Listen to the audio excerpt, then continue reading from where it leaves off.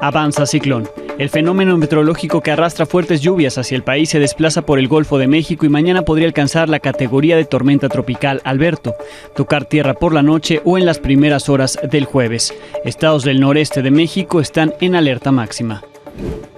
Origen de la disputa. Miembros de los autónomos de Tila, Chiapas, describieron a Milenio cómo fue que surgió el que ellos consideran es el grupo agresor, llamado Karma. Ahora en Michoacán, policías estatales llevan una semana en protesta por las malas condiciones y falta de equipo para enfrentar al crimen organizado. Milenio conversó con algunos de los inconformes. Sentencia reprogramada. El juez Ryan Cogan aplazó para octubre la imposición de la sentencia contra el exsecretario de Seguridad Genaro García Luna. Su defensa aún cree posible que antes se anule el juicio.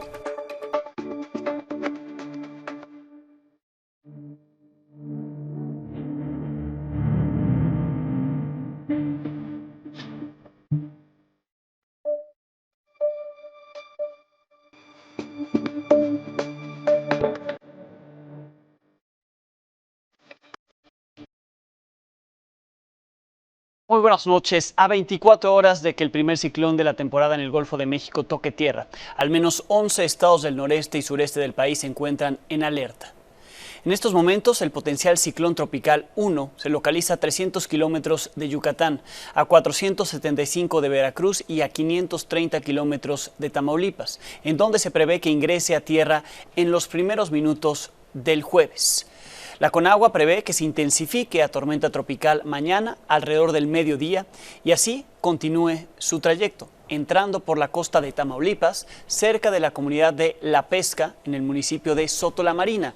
Se calcula que el jueves al mediodía ya se encuentre en la parte sur de Nuevo León. Ahí vemos la trayectoria, justo el avance que va a tener desde mañana, cómo cambia a tormenta tropical, como por la noche, primeras horas del jueves, toca tierra en Tamaulipas y hacia el jueves al mediodía estaría llegando al sur de Nuevo León. El Centro Nacional de Huracanes de Estados Unidos ha dado puntual seguimiento al desarrollo de este ciclón. Hoy su director explicó en conferencia parte de los efectos que ellos estiman que generará.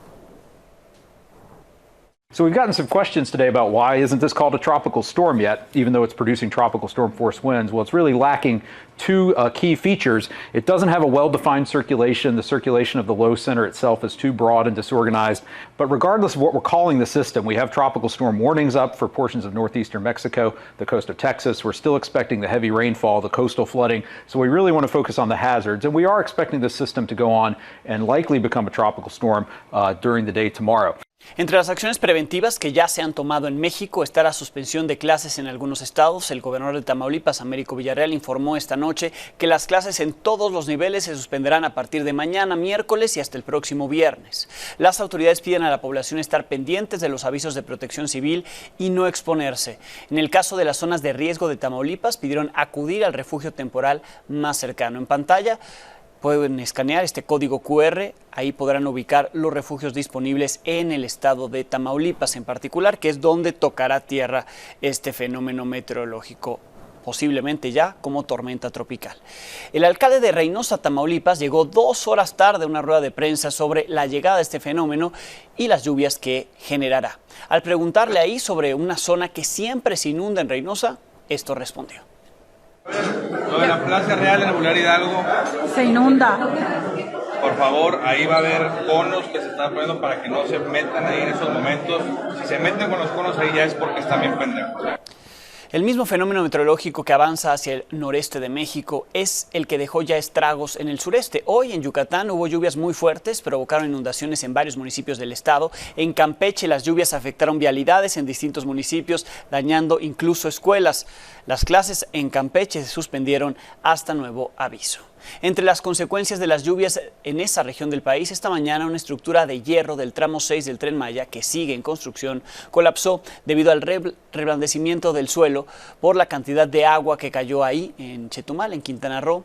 Durante toda la noche estuvo lloviendo y aquí las afectaciones. La columna se desplomó sobre un vehículo, afortunadamente no hubo lesionados. Esta es la segunda vez en 4 meses que colapsa una estructura en la construcción de ese tramo 6 del Tren Maya que recorrerá de Chetumal hasta Bacalar.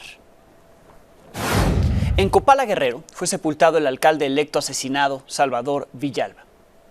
Lo sepultaron después de hacer esta marcha fúnebre entre gritos de justicia. Todo un operativo de seguridad acompañó a este sepelio. El ataúd fue cargado en hombros por amigos, por sus familiares. Entre ellos estaba su suplente, Rogelio Lozano, quien aseguró que asumirá el cargo como establece la ley en Guerrero. Se le vio fuertemente resguardado, estaba rodeado de 3 policías, como lo vemos, estatales y además 2 elementos de la Guardia Nacional. La alcaldesa con licencia de Copala, Guadalupe García Villalba, respondió ahí a los señalamientos de que ella presuntamente está detrás de las amenazas contra su primo, el alcalde electo asesinado, y otro aspirante del Partido Verde asesinado el año pasado. Unas personas malintencionadas. Yo estoy abierta a cualquier tipo de investigación, como me puse a disposición también en el pasado suceso, y estamos abiertos a cualquier tipo de investigación. Soy la más interesada en que esto se esclarezca. Nosotros pedimos de la manera más atenta que sea la Procuraduría General de la República quien venga a hacer toda esta investigación para que se esclarezca este asesinato. Vamos a seguir ayudando en todo esto para que den con los responsables y pague quien tenga que pagar. Es lamentable lo que ha pasado y pues todos consternados con esta situación. El tema llegó a la conferencia mañanera. El presidente Andrés Manuel López Obrador habló del asesinato de Vicente Villalba, aseguró que el alcalde electo de Copala fue quien pidió no estar acompañado por los elementos que lo debían de estar resguardando. Muy lamentable porque fue un ajusticiamiento, fueron directo a él, lo asesinaron cobardemente. Presidente municipal de Copala, de la Costa Chica de Guerrero. Ya estamos trabajando en la investigación, es un asunto local, hay acusaciones anteriores, pero antes de salir pidió que no lo acompañaran, dejó el escrito diciendo que iba a regresar y que al regreso se encontraba con los que lo estaban cuidando. Es un exmarino, presidente municipal, y el interino también es un exmarino y participó en la elección. Pues exmarino, y lo mataron. ¿Qué pasará ahora con ese cargo, el cargo de alcalde electo? La titularidad la asume el suplente, quien deberá rendir protesta el 30 de septiembre, de acuerdo con el artículo 93 de la Ley Orgánica del Municipio Libre en Guerrero, si es que no proceden las impugnaciones que tramitó Morena en busca de revertir el resultado de la elección del 2 de junio. Por el momento, Rogelio Lozano, suplente de Vicente Villalba, ya aceptó esta encomienda, suplirlo, pero si él decidiera no tomar posesión por cualquier cuestión, por ejemplo, ¿no? Veíamos hoy el resguardo con el cual llegó al funeral. Bueno, si él decidiera no suplirlo, hay algo ya establecido en la ley, sería responsabilidad de la gobernadora Evelyn Salgado, de Morena, enviar una terna al Congreso local para determinar cuál de sus integrantes sería el nuevo alcalde en Copala. Hoy le presento la segunda entrega sobre los orígenes del enfrentamiento en Tila, Chiapas, entre los autónomos y el Grupo Karma. Se disputan el control de ese municipio. Integrantes de los autónomos narraron a Milenio cómo surgió el que para ellos es el grupo rival. Este es un trabajo de Jonathan González.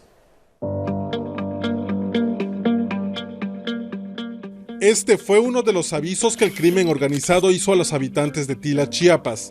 8 meses después, el escenario que se vive en otros municipios donde opera la delincuencia se manifestó en esta región del norte del estado.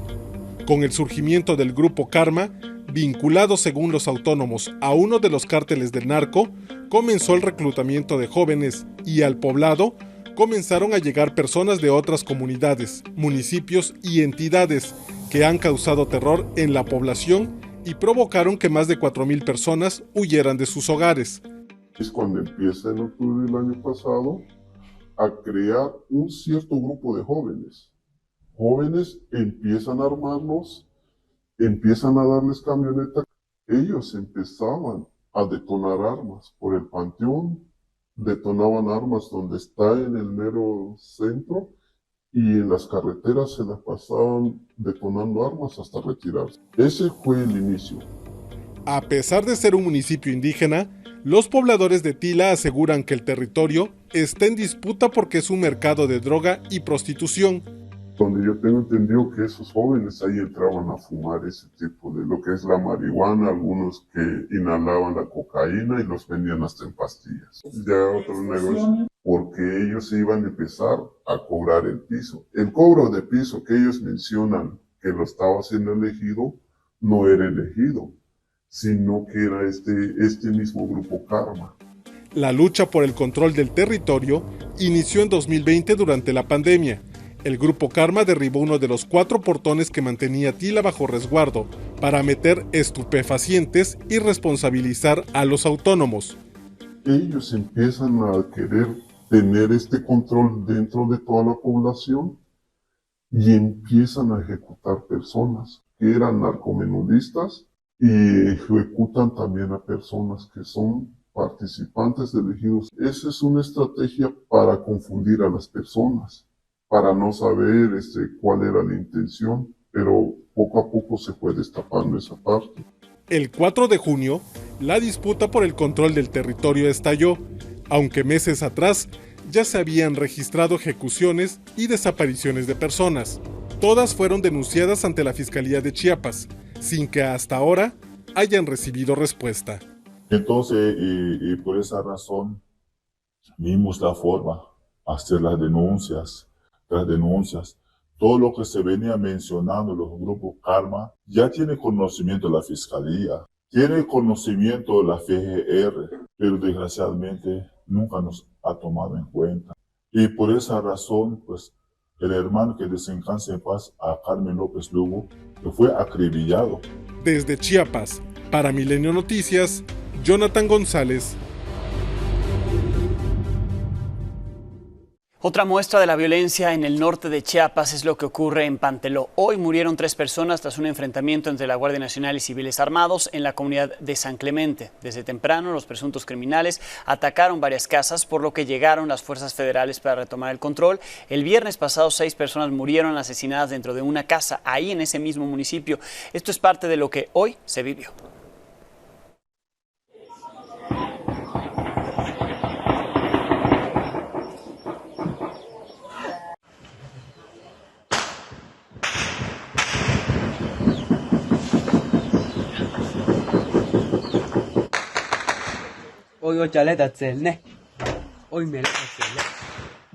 Ayer en este espacio le presenté los videos del operativo realizado en el penal de Cobén, Campeche, el 15 de marzo de este año, que confirman diversas irregularidades que han sido denunciadas por los policías estatales en protesta desde hace 3 meses, entre las cuales se encuentra la falta de equipo de seguridad en muchos de los elementos que ahí fueron enviados, o por ejemplo la falta de organización. Entraron desordenados. Sin embargo, a 24 horas de que presentamos los videos, la gobernadora y las autoridades de Campeche han guardado silencio. Hoy se suspendió el programa de cada martes, el martes del Jaguar, debido a la situación climática que enfrenta el estado de Campeche. No ha parado de llover en Campeche. En Michoacán se cumplieron 8 días de la protesta que realizan elementos de la Guardia Civil. Son policías estatales, quienes exigen mejores condiciones laborales. Milenio entrevistó a 2 policías que revelaron las circunstancias en las que tienen que enfrentar al crimen organizado en la entidad. Los detalles son de Dalia Martínez. Mira, me quedé sin gas y le voy a llevar a mi hijo un pedacito porque no tengo gas. Señora, un taquito. La vida de un policía en Michoacán es ganar 8,000 pesos al mes, comprar su equipo táctico para trabajar, no descansar, a veces por meses, y padecer los continuos intentos de extorsión de algunos de sus superiores, que cuando no ven cooperación de sus subordinados, optan por castigos físicos, maltratos psicológicos, hostigamiento laboral y abusos de autoridad. He recibido solamente un uniforme, pero el uniforme incluye camisola, cinturón, pantalón y par de botas. Es lo que incluye. Una gorra, nada más. No tengo el equipo necesario como el chaleco balístico. El chaleco balístico que yo tengo está vencido, está caducado, ya que se me lo entregaron en el gobierno pasado. No recibimos municiones. De hecho, cuando he tenido enfrentamientos y he gastado mi munición, ha tocado que yo compre de mi propio bolsillo y conseguirlo con otros compañeros. Al cumplirse 8 días de las protestas de los policías en Michoacán, no hay acuerdos aún con las autoridades del gobierno del estado que, según acusan los manifestantes, no han atendido las continuas denuncias de corrupción y abusos de autoridad de mandos altos desde hace varios años. Este es el caso de José Luis Amezcua, un policía que sufrió un infarto en su centro de trabajo y meses después fue despedido sin mayor explicación. En febrero, por no prestarme a darles dinero de mi compensación, pues a mí la que me dijo y la que me pidió fue la segunda del coordinador de la Secretaría de Seguridad Pública. No, a mí nomás que quería que le diera parte de mi compensación. No me dijo ni por qué ni nada y me amenazó, me dijo que iba a tener consecuencias.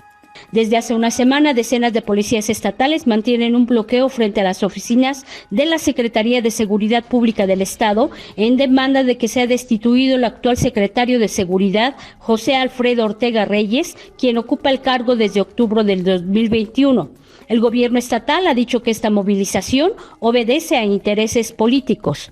El secretario de Gobernación, el doctor Elias Ibarra, el secretario de Seguridad Pública los recibieron en varias ocasiones para llegar a un acuerdo. No fue posible, pero también yo veo, y hay que decirlo, que hay intereses distintos. Hay otras fuerzas están interviniendo, alentando de manera indebida. La manifestación amenaza con extenderse a otros municipios e incluso trasladarse a la Ciudad de México. Para Milenio Noticias, Dalia Martínez. Por cierto, en Michoacán hoy se cumplieron 4 días de que Estados Unidos suspendió la importación de aguacate producido en ese estado como consecuencia por la retención de 2 de sus inspectores en Paracho. Esta mañana, en un comunicado, el embajador de Estados Unidos en México, Ken Salazar, informó que esta medida permanecerá hasta que se hayan resuelto los problemas de seguridad en ese estado. Pues nunca. Los problemas de seguridad en Michoacán llevan años y no se resolverán. El embajador detalló que las restricciones también incluyen al mango michoacano, es decir, no solo el aguacate, también el mango, y que esto no afecta a otros estados mexicanos ni detiene los productos en tránsito, como ayer se lo informamos. El embajador adelantó que la próxima semana se reunirá con el gobernador de Michoacán, Alfredo Ramírez Bedoya, quien hoy aseguró que este tema podría estar resuelto en las próximas horas debido a que no está relacionado con grupos criminales. Hay que reiterarlo, fue una manifestación social, no tiene que ver con un tema de delincuencia, ni de delincuencia común, ni organizada. Iban transitando los 2 agentes de la embajada norteamericana, que hay que decir son mexicanos, pero son trabajadores de la embajada norteamericana, quedaron varados, quedaron en esta protesta, en esta manifestación. Al día siguiente ya se aclaró la situación, ellos recuperaron su vehículo sin problema alguno, su computadora. El Departamento de Justicia de Estados Unidos acusó formalmente a 24 personas vinculadas a una red de lavado de dinero al servicio del cártel de Sinaloa, que emplearon a intermediarios chinos para blanquear dinero obtenido del tráfico de cocaína y de metanfetamina. La acusación se enfoca en una red con base en Los Ángeles, California, donde se lavaron más de $50 millones. Después de las acusaciones, se logró que tanto el gobierno chino como el mexicano arrestaran a varias personas que salieron huyendo de Estados Unidos el año pasado, cuando supieron que eran investigados por el Departamento de Justicia. Se espera que 20 de los acusados se presenten ante un juez en las próximas semanas. Entre ellos está Edgar Martínez, presunto líder de esa red de lavado de dinero. La Fiscalía General de la República en México confirmó que China ya presentó cargos contra una persona, mientras que autoridades mexicanas detuvieron a otro involucrado. Y hablando del cártel de Sinaloa, el juez Brian Cogan determinó cambiar una vez más la fecha de sentencia para el exsecretario de Seguridad Pública de México, Genaro García Luna. Esta vez la pospuso para el 9 de octubre. Desde que fue declarado culpable el 21 de febrero del año pasado, en 4 ocasiones se ha aplazado la sentencia. Ángel Hernández tiene los detalles de lo que ha ocurrido, el cronograma desde que se dio el veredicto y lo que espera la defensa obtener en el tiempo que ahora les dio el juez.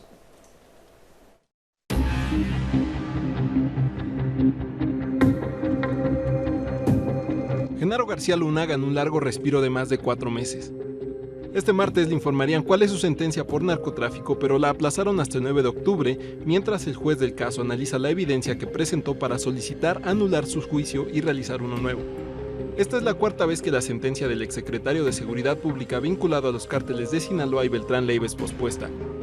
Tras su juicio se estableció para el 27 de junio del año pasado, luego septiembre y la tercera fue el 1 de marzo de este año. La defensa de García Luna aprovechó todo el 2023 para armar su caso y solicitar en diciembre anular la sentencia y realizar un juicio nuevo. Los abogados encabezados por César de Castro señalaron violaciones al debido proceso como ocultamiento de evidencia, que algunos testigos cometieron delitos mientras cooperaban con las autoridades y que al menos 2 se comunicaron con un tercero antes de dar testimonio ante el juez Brian Cogan. El 5 de enero la Fiscalía pidió tiempo para responder la petición y en marzo solicitó al juez rechazarla al afirmar que García Luna sobornó a varios presos para decir mentiras que le dieran posibilidad de anular el juicio en su contra. Por ejemplo, un preso declaró que los hermanos Óscar y Juan Nava Valencia se pusieron de acuerdo antes de testificar para decir que el exsecretario recibió pagos a cambio de proteger a la Federación de Sinaloa. Fuentes cercanas al caso aseguran que el juez ya solicitó que le entreguen la evidencia en formato digital para revisarla y que prevé citar a comparecer a los testigos. Mientras que la defensa del mexicano comenzó a presentar argumentos contra la presentencia de la Fiscalía, asegurando que nunca se presentó evidencia de que García Luna apoyara un cártel de la droga y afirmó que no obstruyó la justicia ni protegió al cártel de Sinaloa. Estados Unidos quiere que el mexicano reciba una condena perpetua, pero ahora habrá que esperar a ver qué decide el juez Brian Cogan. Para Milenio Noticias, Ángel Hernández.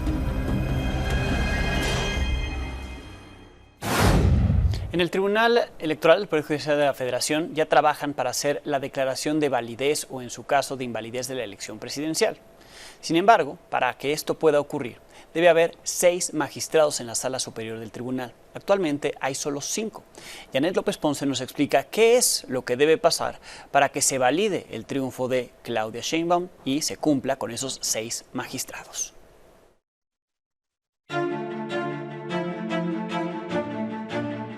El Tribunal Electoral arrancó la ruta para validar la elección presidencial. Como primer paso, este lunes en sesión privada los magistrados Felipe Fuentes y Felipe de la Mata se autopropusieron para encabezar el llamado juicio madre, que definirá si la intervención del presidente López Obrador fue o no determinante para que Claudia Sheinbaum obtuviera casi 20 millones de votos más que Xóchitl Gálvez. La oposición entregó 3,000 hojas con evidencias.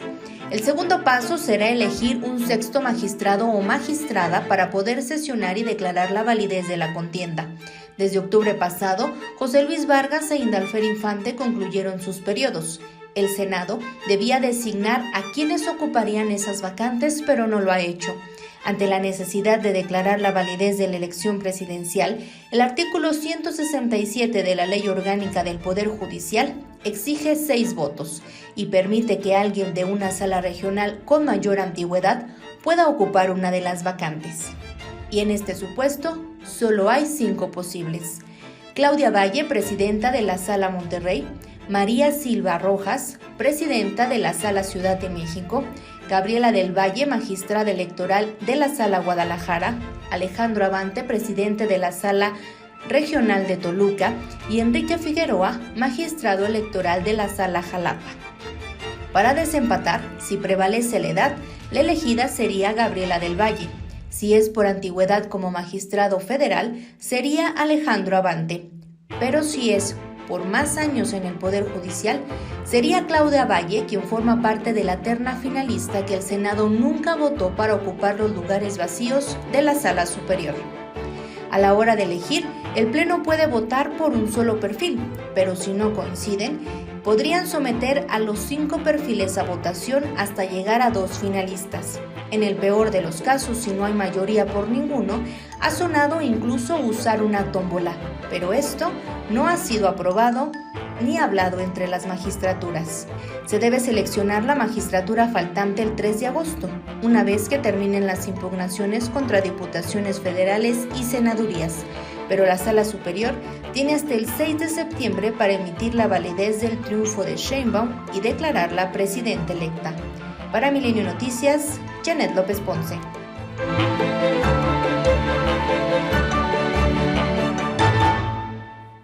Se valida su triunfo en el tribunal. Claudia Sheinbaum sigue con sus actividades. Se reunió por primera vez con los legisladores electos de Morena y los partidos aliados. En el evento estuvo flanqueada por las llamadas corcholatas, que ahora irán a las cámaras, algunos, otros luego veremos cuando se anuncie, por los dirigentes de los partidos de la coalición. También encomendó a los legisladores aprobar en septiembre las 5 reformas planteadas por ella y el presidente López Obrador.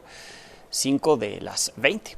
De hecho, incluyó una más y, como era de esperarse, las porras, las fotos de los asistentes con ella, pues, fueron las protagonistas. ¡Presidenta! ¡Presidenta! ¡Presidenta! Las senadoras y senadores del Partido Verde vamos a respaldar el proyecto de nación que representa la doctora Claudia Sheinbaum. La presidenta electa de México, la doctora Claudia Sheinbaum Pardo. ¡Venga! ¿Cómo está la mayoría del pueblo de México?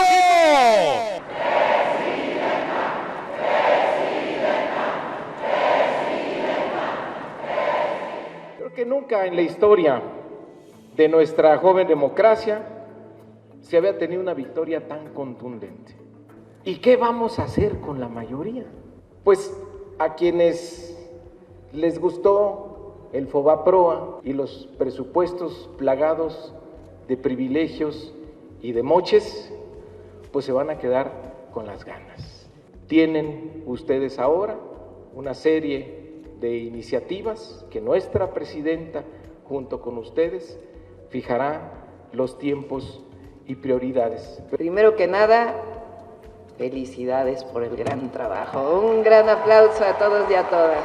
Ahora nos corresponde a todas y a todos responder y cumplirle al pueblo de México. Ustedes conocen las 20 reformas que envió el presidente Andrés Manuel López Obrador. Hace unos días planteé incluir otras reformas, 5 prioridades. Estas reformas, pero creo que hay otra que es fundamental que sea aprobada en septiembre, y es el respeto y el reconocimiento de los pueblos indígenas y de los pueblos afromexicanos. Vamos a poner todo de nuestra parte, nuestra alma, nuestra vida, nuestro compromiso, nuestra voluntad para seguir construyendo este México con justicia, con libertades y con bienestar para nuestro pueblo. Ya nomás, en serio. Gracias. Ay, me voy a colar Gracias, la doctora. foto, ¿okay? Gracias, de verdad. Nos fue maravilloso, ya tenemos una serie de tareas comunes. Sí nos dijo las prioridades y sí, en efecto, la idea es agotar los foros, que van a ser 8. Se menciona que llegas al gabinete. Del gabinete no he hablado todavía con Claudia y me dijo que esta semana se va a dar a conocer. ¿Ya preparado para ser el coordinador del Senado? Ya luego platicamos, yo ando ahorita ocupado en otra cosa. Mientras ellos hablan de las encomiendas que tendrán, el presidente López Obrador habla de lo que él hará cuando deje la presidencia. Lo dijo en la mañanera.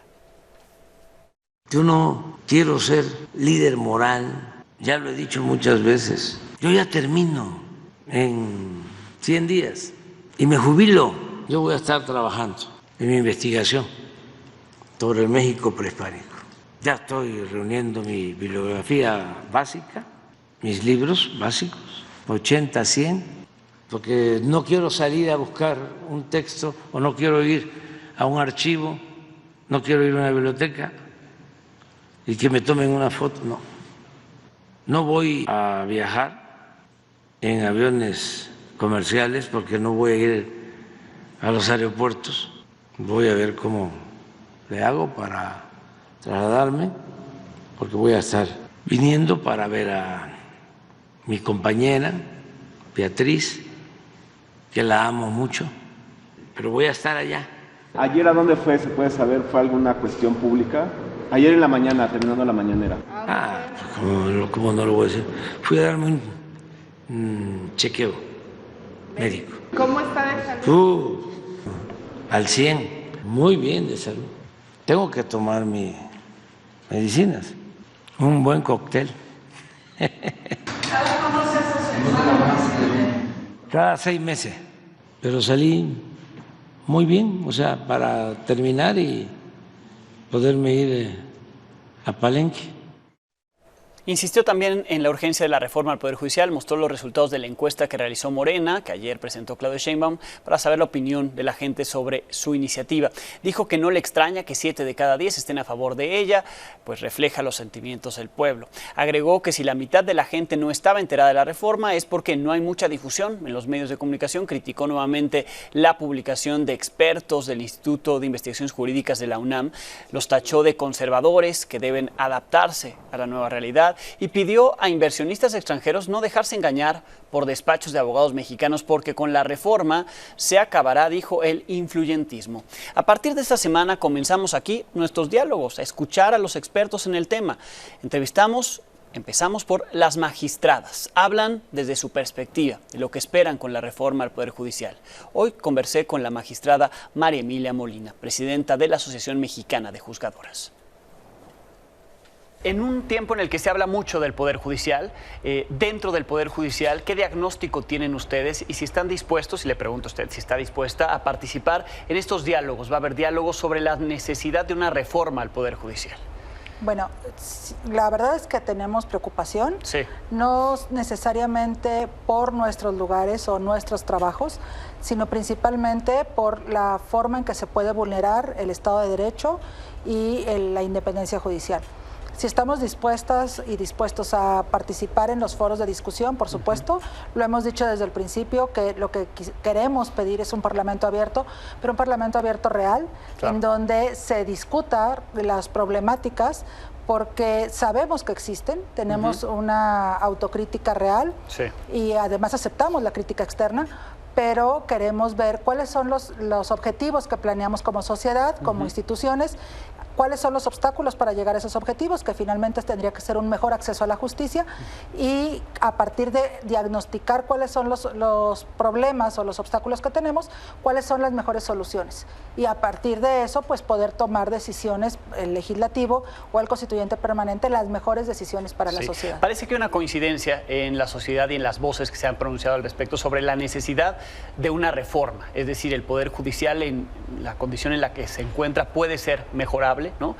Pero el cómo parece ser donde están ahí los detalles también de qué sí se podría hacer y qué no se podría hacer, porque la iniciativa del presidente es muy clara, la impulsa también la próxima presidenta y habla en particular de ese tema que ha generado muchas dudas sobre la elección mediante el voto popular de ministros, magistrados y jueces. Las tres grandes objetivos que plantea la propia iniciativa son acabar con la corrupción, hacer una justicia más rápida y más eficaz y hacer un acercamiento de la judicatura hacia la sociedad. Digamos que es como lo básico del diagnóstico que más o menos prevé esta iniciativa. A partir de ahí se dice que la solución es cesar a todas las personas juzgadoras. En el mismo momento somos, en el Poder Judicial de la Federación somos 1,700 aproximadamente, a nivel nacional, porque esto se tendría que replicar también en los estados, somos alrededor de 7,000. Y eso tendría que haber un cese completo de todas las personas juzgadoras y empezar con la elección popular de jueces y juezas. ¿Qué pasa con esto? Para llegar a los objetivos que no me parece que sean indebidos, sino al contrario, me parece que todos estamos de acuerdo en que, claro, deberíamos llegar a eso. A partir de la elección popular difícilmente podría llegarse a conseguir el objetivo. Porque quienes estamos ahora en carrera judicial, quienes somos personas juzgadoras en el Poder Judicial de la Federación, llegamos a partir de exámenes rigurosos de carrera judicial. Es decir, desde el inicio de carrera judicial son varios escalones de la carrera judicial. Para poder acceder necesitamos primero ser abogados y abogadas, después pasar exámenes rigurosos en la Escuela Federal de Formación Judicial y después para llegar ya a ser titulares, es decir, jueces, juezas, magistrados o magistradas, participamos en concursos de oposición, que son, partiendo de carrera judicial, exámenes muy exhaustivos, son 3 o 4 exámenes que se hacen, se valora también toda la cuestión académica, antigüedad y demás, y a partir de ahí se escoge a los mejores. Ahora, toda esta trayectoria que se evalúa cada vez que aspiran a un cargo superior, es decir, de jueza, ¿no? Pasó a magistrada en algún momento, requirió de estas pruebas. Así es. Se sometió a estas oficial pruebas. Administrativo, Es oficial administrativo, actuario o actuaria, secretario de juzgado, secretario de tribunal, juez de distrito y magistrado de circuito. Sí. ¿Queda claro en lo que usted ha revisado de la iniciativa si la carrera judicial se pone a un lado y cualquiera puede convertirse en juez, magistrado o hasta ministro? Así es. Los ministros son electos actualmente de forma distinta, no forman parte de la carrera judicial, pero quienes estamos hasta magistrado de circuito, que es el último peldaño, digamos, de la carrera judicial, todos somos por concurso de oposición o por exámenes de la Escuela de Formación Judicial, que se hace el examen, pero no necesariamente se pasa y se acreditan los exámenes. Son muy exhaustivos. Pero la iniciativa no prevé eso, prevé solamente como requisitos no tener un cargo público anterior, 5 años de experiencia y ser abogado o abogada, lo cual implica no tener la experiencia, lo cual implica también que haya una curva de aprendizaje en perjuicio de la sociedad importante, pero además creo que uno de los temas más preocupantes es la forma de las campañas que se supone que deberían hacerse. Me causa un poco de confusión qué podemos prometer para llegar a ser jueces o juezas a la sociedad, pero además de eso, la propia iniciativa establece que no puede haber financiamiento público ni privado para las campañas, pero sí puede haber campañas. Entonces, claro... ¿Con qué se van a pagar esas exactamente, campañas? Tendría que ser buscando votos de alguna otra forma que a lo mejor no es tan independiente o tan pulcra. Y además la adscripción hoy por hoy a las personas juzgadoras nos nombran a nivel federal y nos pueden adscribir en cualquier parte de la República e incluso nos pueden cambiar.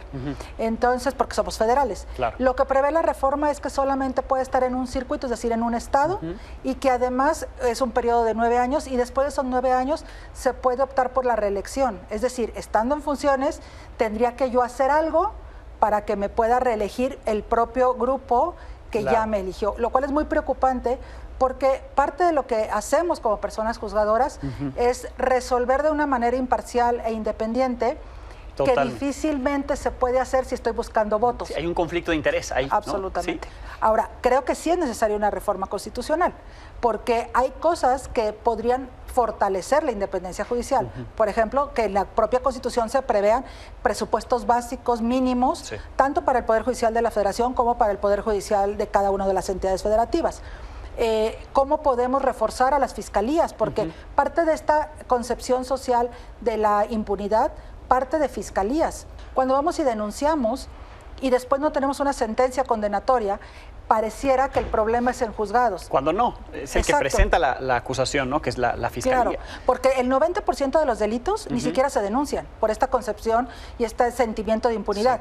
Pero de los que sí se denuncian, más del 90% no se judicializan, es decir, nunca llegan a juzgado. Pero claro, esto necesita un análisis estructural serio y además un análisis donde todos los actores podamos hablar, escucharnos, porque no se trata solo de hablar, sino también de escucharnos. Claro, y que se tomen en cuenta los puntos de vista, ¿no? Para hacer las modificaciones correspondientes. Claro, si no nos sirve de nada. Totalmente. Y que estas cuestiones que podamos ir detectando por parte de la sociedad civil, por parte de fiscalías, etcétera, todos quienes estamos como operadores jurídicos, pudiéramos encontrar una mejor solución para que la sociedad tenga una impartición y un acceso a la justicia mucho más reforzado. Que el beneficiario sea la sociedad, ¿no? Al Siempre. final de cuentas. Como se lo adelantamos desde el viernes, hoy el presidente de Estados Unidos, Joe Biden, anunció una serie de medidas que el Departamento de Seguridad Interna tomará para garantizar que los ciudadanos de Estados Unidos que tengan cónyuges e hijos sin documentos puedan mantener unidas a sus familias. Para ser elegibles, los no ciudadanos deben haber vivido en Estados Unidos durante los últimos 10 años o más y estar legalmente casados con un ciudadano de Estados Unidos. Se tomará en cuenta solo a las personas que hayan llegado hasta antes del 17 de junio. En caso de que esta evaluación sea aprobada, tendrán un periodo de 3 años para solicitar la residencia permanente. Con estas acciones se busca proteger a 500,000 de cónyuges y a 50,000 niños sin documentos menores o niños y jóvenes menores de 21 años. Se facilitará el proceso de visas para graduados universitarios, incluidos los Dreamers, para que puedan obtener una oferta de trabajo calificada. El proceso de solicitudes iniciará en el mes de septiembre. Con esto hacemos una pausa. Volvemos. Uno hasta el fondo, Gilgamesh.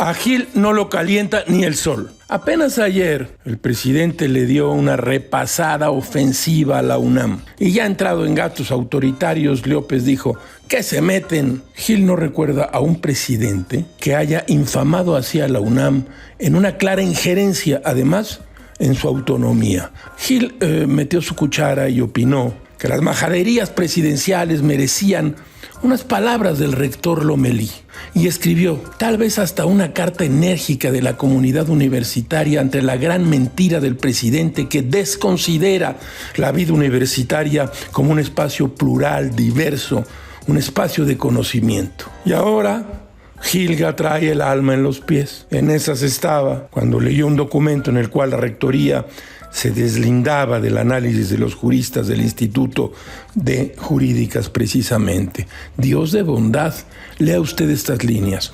La UNAM informa, el documento sobre las 20 iniciativas presentadas por el presidente López Obrador, elaborado por académicos del Instituto de Investigaciones Jurídicas, entre otras personas, y que circula profusamente en redes sociales durante el pasado fin de semana, de ninguna manera representa el posicionamiento de la UNAM ni el sentir de su comunidad. En todo caso, los textos reflejan exclusivamente la opinión de los autores de la UNAM.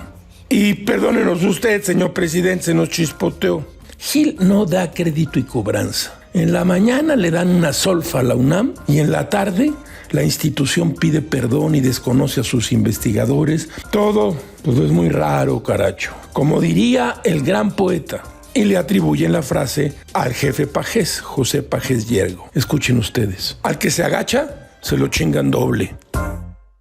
Gracias, Gil. Gracias a ustedes. Mañana tendremos algo nuevo que contarle a las 22 horas.